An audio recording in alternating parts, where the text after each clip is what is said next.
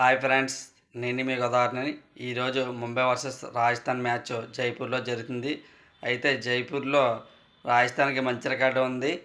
9 మ్యాచ్లు ఆడితే 7 మ్యాచ్లు రాజస్థాన్ నెగ్గింది, 2 మ్యాచ్లు ముంబై నెగ్గింది. అయితే ఓవరాల్గా చూసుకుంటే 31 మ్యాచ్ల్లో 15 మ్యాచ్లు ముంబై, 16 మ్యాచ్లు రాజస్థాన్ నెగ్గింది. అంటే ముంబై మీద రాజస్థాన్దే పైచేయి. అయితే జైపూర్ ఫుల్ బ్యాటింగ్ పిచ్చు. అయితే ముంబై బ్యాటింగ్ లైన్ చూసుకుంటే రోహిత్ శర్మ, రెక్లంటన్, సూర్యకుమార్ యాదవ్, అలాగే తిలక్ వర్మ, హార్దిక్ పాండ్యా ఉన్నారు. అయితే బౌలింగ్లో బుమ్రా, బౌల్ట్ అద్భుతమైన బౌలింగ్ లైనప్ కూడా ఉంది.